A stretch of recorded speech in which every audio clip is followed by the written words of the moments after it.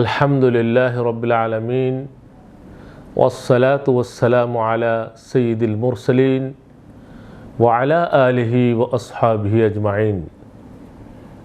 সম্মানিত দিন টিভির দর্শক শ্রোতা ভাই বোনেরা, আসসালামু আলাইকুম ওয়া রাহমাতুল্লাহি ওয়া বারাকাতুহু। আজকে ইসলামী জীবন অনুষ্ঠান থেকে আপনাদের সবাইকে স্বাগত জানাচ্ছি। আমরা আজকে এই পর্বে জাকাত কাকে দেবেন, যেটাকে আরবিতে বলে মাসারিফে জাকাত, জাকাত কোথায় ব্যয় করবেন, যাকে তাকে জাকাত দেওয়া যাবে না। যেমন ধরেন মসজিদে, ভালো কাজ, মসজিদের ইমাম মুয়াজ্জিন মসজিদে বানানোর জন্যে, মাদ্রাসা বানানোর জন্যে, এগুলো তো ভালো কাজ, কিন্তু জাকাতের অর্থ এভাবে দেওয়া যাবে না। জাকাত কাকে দেওয়া যাবে এ প্রসঙ্গে মহান আল্লাহ রাব্বুল আলামিন পবিত্র কোরআনের সূরা তওবার 60 নম্বর আয়াত, আল্লাহ রাব্বুল আলামিন বলেন, আউযু বিল্লাহি মিনাশ শাইতানির রাজীম, বিসমিল্লাহির রহমানির রহিম, ইন্নামাস সাদাকাতু লিল ফুকারা'i ওয়াল মাসাকিন والعاملين عليها والمؤلفة قلوبهم وفي الرقاب والغارمين وفي سبيل الله وابن السبيل فريضة من الله والله عليم حكيم। এই আয়াতের মধ্যে আল্লাহ রব্বুল আলামিন 8টি খাত বর্ণনা করেছেন যেখানে আপনি জাকাত দিতে পারবেন। অবশ্যই দু একটা কিছু রহিত হয়ে গেছে, তো আসুন আমরা পবিত্র কোরআনের আলোকে জাকাতের খাতগুলো আমরা জেনে নেব। তারপর আমি আমার পছন্দ অনুযায়ী আমি আমার জাকাত দিয়ে দেব। আল্লাহ রাব্বুল আলামিন বলেন, ইন্নামাস সাদাকাতু লিল ফুকারা ওয়াল মাসাকিন। ফকির, এক নম্বর হলো ফকির, ওয়াল মাসাকিন, এবং মিসকিন। ফকির কাকে বলে? ফকির অর্থ হলো মান লাহু শাইউন, যার সামান্য আছে, এটা ঘর আছে, বাড়ি আছে, কিন্তু এই ঘরে স্মুথলি থাকতে পারতেছে না, কষ্ট হয়, তার খাবার জুটে না, একবেলা খায় তো আরেক বেলা খেতে পারে না, কাজ নাই, মানে কিছু আছে, সামান্য আছে, যা দিয়ে তার পোষায় না, এটা হলো ফকির। আর মিসকিন, যার কিছুই নাই, মান লাইসা লাহু শাইউন, যার কিছুই নাই, ঘর নাই, বাড়ি নাই, ভবঘুরে রাস্তায় বস্তিতে থাকে, সরকারি কোনো জায়গার মধ্যে কোনো রকম তার পরিবার পরিজন নিয়ে থাকে, স্টেশনে থাকে, ভাসমান, এদেরকে বলা হয় মিসকিন। তো এই জাকাতের খাত, এই দুই শ্রেণীর মানুষের কথা আল্লাহ রাব্বুল আলামিন বলেছেন যে ফকির আর মিসকিন যারা, আপনি অগ্রাধিকার ভিত্তিতে তাদেরকে জাকাত দিতে পারেন। আর ফকির এবং মিসকিনের বেলায় অগ্রাধিকার ভিত্তিতে আপনার যদি নিকটাত্মীয় কেউ ফকির থাকে অসহায় থাকে, অভাবী আছে, তাকে দেবেন। আলিম ওলামা যারা বংশওয়ালা মানুষ, আগে ধনী ছিল এখন গরিব হয়ে গেছে, চক্ষু লজ্জায় কার কাছে হাত পাততে পারে না, নিম্ন মধ্যবিত্ত হয়ে গেছে, ঋণগ্রস্ত হয়ে যেভাবেই হোক এখন অবস্থা খারাপ, তো আল্লাহ রাব্বুল আলামিন বলেন যে এদেরকে তুমি যাকাত দাও। যারা মানুষের দরজায় যায় না চক্ষু লজ্জার কারণে, এরকম ফকির যদি হয়, গরিব হয়ে গেছে, তো আপনি তাকে অগ্রাধিকার ভিত্তিতে যাকাত দিবেন। আর মিসকিন, আপনি যে আমাদের বাংলাদেশ সহ পৃথিবীর সর্বত্রই একজন মানুষ আপনি খুঁজে পাবেন যাযাবরের মতো জীবন, যাদের ঘর নাই, বাড়ি নাই, ঠিকানা নাই, মা নাই, বাবা নাই, এদের মাথায় ছায়া হয়ে আপনি যদি দাঁড়াতে পারেন, আপনি যদি 10টা ছেলের দায়িত্ব নিতে পারেন, তো এই যাকাতের পয়সা এইসব খাতে ব্যয় করলে এটা আল্লাহ তাআলার কাছে বড় পছন্দনীয়। তো সম্মানিত ভাই বোনেরা, 8টি খাতের মধ্যে আমরা প্রথম বললাম যে ফকির, এবং দ্বিতীয় হলো মিসকিন। তো ফকির অর্থ যার কিছু আছে, অভাব লেগে থাকে, কথা আছে না যে পান আনতে পান্থা পুরায়, একটা করলে আরেকটা শর্ট হয়ে যায়, কন্যাকে বিয়ে দেওয়া যাচ্ছে না, মেয়েটা বড় হয়ে গেছে, বিয়ের কোনো ব্যবস্থা করতে পারছে না বাবা, কন্যাদায়গ্রস্ত পিতা, এই ধরনের গরিব মানুষকে যাকাতের অর্থ দেওয়া যায়। 3 নম্বর, যাকাত কে নেবে? বুঝলে, যাকাতের যদি ইসলামী রাষ্ট্র হতো বা রাষ্ট্রীয়ভাবে যদি যাকাত উত্তোলন করা হয়, তো যাকাত উত্তোলন কাজে যারা নিয়োজিত অফিসার যারা থাকবেন, যারা যাকাত কালেক্ট করবেন, তাদের বেতন ভাতা দিয়ে এই যাকাতের পয়সা থেকে নেওয়া জায়েজ আছে। মনে করেন যে যদি একটি বড় ফান্ড হয়, 1 কোটি টাকা, 10 কোটি টাকা এখানে কালেকশন করা হয়েছে, জেলা থেকে, উপজেলা থেকে, বিভিন্ন এলাকা থেকে, এটা একটা বিশাল বড় বাইতুল মাল করা হলো, এখানে নিশ্চয় শত শত অফিসার কর্মচারী লাগবে, ও তাদের বেতনটা এই যাকাতের এই ফান্ড থেকে দিতে হবে বা দেওয়া যায়। এটা হলো 3 নম্বর।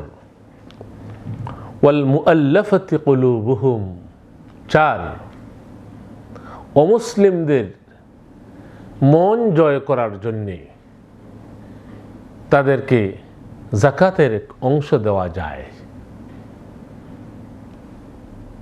মনে করেন যে সে যদি এই যাকাতের অর্থ যদি তাকে দেওয়া হয়, সে ইসলামের দিকে আস্তে আস্তে ধাবিত হবে, সেই বিবেচনায় আমরা যাকাত দেওয়ার কথা। এটা আবার এখন এই এই এই এই অবস্থাটা এখন আর নাই। এখন যাকাত অমুসলিমকে দেওয়া যাবে না, এটা প্রথম যুগের জন্য বলা হয়েছিল। হ্যাঁ, এখনও যদি কোনো ভাই চান যে আমি অমুসলিমকে তার ভালোবাসার জন্যে, তাকে আপনানোর জন্যে, তাকে আপনার দিকে আকৃষ্ট করার জন্যে আপনি যদি দিতে চান, তাহলে আপনি অন্য খাত থেকে দিতে পারেন। অন্য খাত থেকে আপনার সদকা বা অন্য কোনো টাকা থেকে ওই অমুসলিমকে আপনি দিতে পারেন, সদকা দিতে পারেন, সাধারণ সদকা। এটা আমরাও করে থাকি। আমরা অনেক সময় আমরা দেখি যে আমাদের প্রতিবেশী না খেয়ে আছে, করোনার সময় আমরা দেখেছি অনেক মুসলিম ভাই, তারা হিন্দু মুসলিম নির্বিশেষে সকলের বাড়িতে খাবার পৌঁছে দিয়েছেন। তো এটা হলো 4 নম্বর যে অমুসলিমদের জন্য যাকাত প্রদানের যে বিষয়টি বর্তমানে রহিত হয়ে গেছে, এটা হলো 4 নম্বর। ওয়াফির রিকাব, আরেকটা হলো কেউ যদি দাস থাকে, গোলাম থাকে, তাকে আজাদ করার জন্যে যাকাতের অর্থ দেওয়া যায়। তো এখন বিষয়টা হলো যে এখন দাস প্রথা উঠে গেছে, যুদ্ধ বিগ্রহ ইসলামে দাস প্রথা নিরুৎসাহিত করেছে, আর এখন টোটালি সারা পৃথিবী থেকে উঠে গেছে। এখন আর গোলাম এরকম নাই, বেচাকেনা হয় না। তো সেই ক্ষেত্রে দাসদের জন্যে, দাস গোলাম আজাদ করার জন্যে যাকাতের অর্থ ব্যয়ের যে খাতটা ছিল, মনে করেন এটা এখন আর এদিকে না দিয়ে অন্যদিকে আপনি দিতে পারেন। তবে ইসলামী জ্ঞানে যারা পাণ্ডিত্য অর্জন করেছেন তারা বলেন যে এখনও যদি কেউ কাউকে গুম করে ফেলে, কাউকে মুক্তিপণ দিয়ে আটকায়া রাখে, যে কোনো ডাকাত দল যদি বলে যে এত টাকা না দিলে তাকে ছাড়া যাবে না, তাহলে ওই মুসলিম ভাইকে ছাড়ানোর জন্যে যাকাতের টাকা দেওয়া যেতে পারে। নিরপরাধ মানুষ যদি জেলে বন্দী হয়ে থাকে মুসলিম, তাহলে তাকে জেল থেকে বাঁচানোর জন্যেও, জেল থেকে তারে ফিরিয়ে আনার জন্যে নিরপরাধ যদি হয়ে থাকে, তাহলে তার আইনজীবী নিয়োগের বেলায়ও যাকাতের অর্থ দেওয়া যেতে পারে বলে বর্তমান ইসলামী স্কলার যারা আছেন, ইসলামী পণ্ডিত যারা আছেন, ওলামায়ে কেরাম, তারা বলতেছেন যে এটা দিতে পারেন। তো এটা হলো আমরা বলছিলাম যে 5 নম্বর। আর 6 নম্বর হলো ওয়াল গারিমিন, যারা দেউলিয়া হয়ে গেছে, ঋণগ্রস্ত হয়ে গেছে, ঋণগ্রস্ত হয়ে দেউলিয়া হয়ে গেছে। অনেক সময় দেখা যায় কোনো মানুষ এত বেশি ঋণ হয়েছে এলাকা ছেড়ে পালিয়ে যায়, দোকানপাট বন্ধ করে হঠাৎ উধাও হয়ে যায়। তো এরকম বিপদগ্রস্ত মানুষকে আপনি যাকাতের অর্থ দিয়ে সাহায্য করতে পারেন। আল্লাহু আকবার। ইসলামের বিধান দেখেন যে যখন কোনো মানুষ চতুর্দিকে অন্ধকার দেখে, সে কোথাও আশ্রয় পায় না, ইসলাম বলে ওয়াল গারিমিন, সে যদি ঋণগ্রস্ত হয়ে যায়, দেউলিয়া হয়ে যায়, যাকাত ফান্ড থেকে তাকে তার পুঁজি দিয়ে তাকে এস্টাবলিশড করার জন্যে ইসলাম তার পাশে আছে। তো প্রিয় দর্শক শ্রোতা ভাই বোনেরা, আমরা এই যে বিষয়গুলো আলোচনা করলাম, তো 6 নম্বর আমরা এই বিষয়টা যে যারা ঋণগ্রস্ত হয়ে যায় তাদেরকে আমরা যাকাত দিতে পারি। ওয়াফি সাবিলিল্লাহ, ওয়াফি সাবিলিল্লাহ ওয়াবিনিস সাবিল, যারা আল্লাহর রাস্তায় ইসলামের পতাকা বুলন্দ করার জন্য জিহাদ করতেছে, তাদেরকে যাকাত দেওয়া যায়। ওয়াবিনিস সাবিল, আর যারা পথিক মুসাফির, তাদের জন্য আপনি যাকাত দিতে পারেন। সে ছিল অবস্থা সম্পন্ন, আপনার শহরে এসে বিপদগ্রস্ত হয়ে পড়েছে, তার সাথে টাকা নাই, পয়সা নাই, বিপদগ্রস্ত হওয়া এই মানুষটিকে যাকাতের পয়সা দিয়ে আপনি সাহায্য করতে পারেন। তো সম্মানিত দর্শক শ্রোতা ভাই বোনেরা, ওয়াফি সাবিলিল্লাহ, এটাকে ওলামায়ে কেরাম বলেছেন যে এটা শুধু আল্লাহর রাস্তায় জিহাদ করা বা আল্লাহর বিধান জারি করার জন্যে, ইসলামের পতাকা উড্ডীন করার জন্যে যারা জিহাদ করতেছে, এটা শুধু তারা নয়, এটা ব্যাপক করতে যারাই ইসলামের খেদমত করতেছে, যেমন আপনার একটা ছেলে মাদ্রাসায় পড়তেছে, তো সেই মাদ্রাসার ছেলেটাকে আপনি আপনার যাকাত দিয়ে সাহায্য করতে পারেন।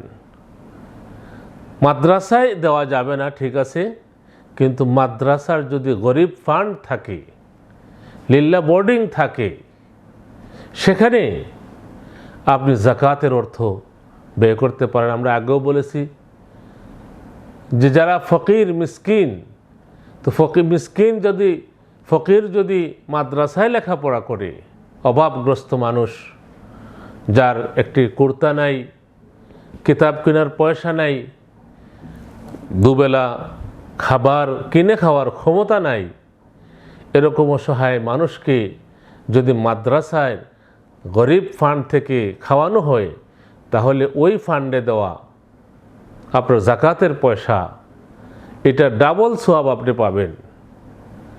কিভাবে? একটা তো হলো আপনি যাকাত আদায়ের সওয়াব আপনার পাইলেন, আর 2 নম্বর হলো কোরআন এবং হাদিসের শিক্ষার প্রসারে আপনি ভূমিকা রাখলেন। কোরআন এবং হাদিসের আজকে দেখেন, আজকে লক্ষ লক্ষ হাফিজে কোরআন আপনার যাকাতের পয়সা দিয়ে, আপনার একটু সহায়তার কারণে হাজার হাজার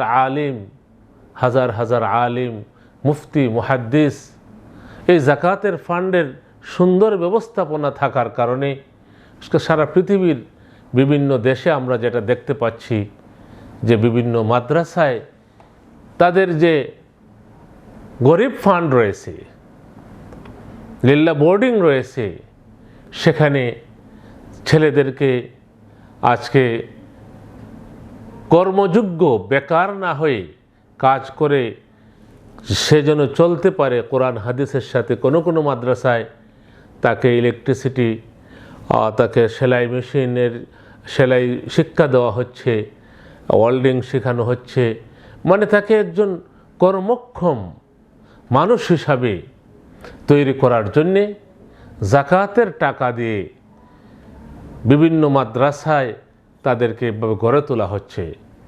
তো আলহামদুলিল্লাহ, আপনারা জানেন যে দিন টিভির সম্মানিত চেয়ারম্যান মহোদয়, তিনি হযরত শেখ বরনবী রহমতুল্লাহি আলাইহির প্রতিষ্ঠিত বিশ্ববিখ্যাত মাদ্রাসা জামিয়া লুৎফিয়া আনওয়ারুল উলুম হামিদনগর বরুণা মাদ্রাসার তিনি প্রিন্সিপাল। তার তত্ত্বাবধানে হাজার এতিম এখানে লেখাপড়া শিখে যাচ্ছে। হেফজখানায় 3-4 শত ছাত্র, 8-9 জন উস্তাদ, তাদের তত্ত্বাবধানে এখানে বিশাল কর্মযজ্ঞ অনুষ্ঠিত হয়। এই প্রতি বছর শত আলেম হাফিজ এখান থেকে পড়ে তারা সারা পৃথিবীর বিভিন্ন স্থানে তারা ছড়িয়ে যাচ্ছে। তো আলহামদুলিল্লাহ, আমি দেখেছি যে এখানে বিভিন্ন জায়গা থেকে ইসলাম প্রিয় ভাই বোনেরা তাদের ডোনেশন, তাদের দানের হাত তারা প্রসারিত করেছেন। তো আমি নিজে জানি বলে আমি বলতেছি যে এখানে যে যাকাত যদি দেওয়া হয়, এর যে সুন্দর ব্যবস্থাপনার মাধ্যমে যে ফুল ফুটতেছে, যারা সারা বিশ্বময় ছড়িয়ে পড়তেছে। তো প্রিয় দর্শক, আপনারা যারা আজকের অনুষ্ঠানটি দেখছেন, আপনাদের কাছে বিনয়ের সাথে আমি আবেদন করব যে জাকাত যাকে তাকে দিলেই হয়। আমরা গরিব আত্মীয় স্বজন, আমরা 8টি খাতের কথা বলেছি, এই 8টি খাতে আপনি দিতে পারেন, একসাথেও দিতে পারেন, আবার ভেঙ্গে ভেঙ্গেও দিতে পারেন, যে আমি একজনকে 1,00,000 টাকা দিয়ে দেব, তো সে যেন এই টাকা দিয়ে স্বাবলম্বী হয়ে কিছু করতে পারে। তো সম্মানিত দর্শক শ্রোতা ভাই বোনেরা, একটি সুন্দর নান্দনিক স্থানে, এই যে মসজিদে আবু বকর, আপনারা হয়তো দেখেছেন আপনারা, মসজিদে আবু বকর সারা বাংলাদেশের মধ্যে একটি নান্দনিক সুন্দর মসজিদ, এবং মাদ্রাসার যে বিশাল ক্যাম্পাস রয়েছে, এই ক্যাম্পাসে আপনাদের দেওয়া জাকাত, ফিতরা এবং এই সমস্ত টাকায় ইয়েতিম শিশুরা যেভাবে বেড়ে উঠেছে, যেভাবে তারা সুন্দরভাবে কোরআন তেলাওয়াতের সুরলহরী, আলহামদুলিল্লাহ, রাত্রে 3টা থেকে এখানে বোঝা যায় যে কোরআনের বাগানের মধ্যে বুলবুলিরা কলক কাকলিতে তারা মুখরিত করতেছে এই প্রতিষ্ঠানের প্রাঙ্গণ। তো আমি বলবো যে মাসারিফে জাকাত দেওয়ার খাতের মধ্যে যে এই যে এতিম বাচ্চা এখানে আছে, গরিব ফান্ড আছে, লিল্লা ফান্ড আছে, এই ফান্ডে আপনারা ফান্ডিং করতে পারেন। আল্লাহ রাব্বুল আলামিন আপনাদের মাল ও আওলাদের মধ্যে ইনশাআল্লাহ বরকত দান করবেন। তো সম্মানিত দর্শক শ্রোতা ভাই বোনেরা, আমাদের আজকের এই আলোচনায় আমরা জাকাতের 8টি খাতের কথা আমরা আলোচনা করেছি। এই 8টি খাতে আপনি জাকাত দিতে পারেন। আল্লাহ রাব্বুল আলামিন, আর বিশেষ করে আমি আপনাদের খেদমতে বলবো যে প্রায়োরিটি কাকে দেবেন, প্রায়োরিটি দেন ওই সমস্ত গরিব, ওই সমস্ত আলিম, ওই সমস্ত সম্মানিত মানুষ যারা লজ্জা এবং শরম অনুভব করে কারো কাছে হাত পাতে না, কাউকে লেপটাইয়া ধরেও না, তাদেরকে খুঁজে খুঁজে আপনি জাকাতের পয়সা দেন। আর যে সমস্ত মাদ্রাসায় সুন্দর ব্যবস্থাপনা রয়েছে, এতিমরা লেখাপড়া করতেছে, যেখানে গরিব মিসকিন যারা আল্লাহ রাস্তায় জীবন উৎসর্গ করার জন্যে, যারা বাড়ি ঘর ছেড়ে দিয়ে কোরআনের শিক্ষার জন্য এসেছে, তাদের পাশে আপনারা দাঁড়ান। কারণ বর্তমান ফিতনার যুগে এই মাদ্রাসাগুলো ইসলামের রক্ষার জন্য, ইসলামের ঘাঁটি হিসাবে বিবেচিত হয়ে আসছে। সেজন্যে আসুন আমরা সকলে মিলে এই দ্বীনি প্রতিষ্ঠানগুলোর পাশে দাঁড়াই, এবং আমরা যারা আজকের এই আলোচনা শুনলাম, আমরা আমাদের জাকাতের অর্থ আমরা হিসেব করে এই 8টি খাতের মধ্যে আমরা দান করি, এবং একমাত্র আল্লাহ তাআলাকে সন্তুষ্ট করার জন্যে আমরা দান করব। আমার নাম লেখা হোক, আমার নাম প্রচার করা হোক, মানুষ জানুক, এই সমস্ত মানসিকতা থেকে আমাদেরকে বেরিয়ে আসতে হবে। আল্লাহ রাব্বুল আলামিন আমাদের সবাইকে তৌফিক দান করুন। আমরা আজকের এই পর্বেও এখানে শেষ করতে যাচ্ছি। আগামী পর্বে আবারও আপনার সাথে দেখা হবে। ততক্ষণ পর্যন্ত আপনাদের সর্বাঙ্গীন সফলতা, সুস্থতা কামনা করে বিদায় নিচ্ছি। আসসালামু আলাইকুম ওয়া রাহমাতুল্লাহি ওয়া বারাকাতুহু।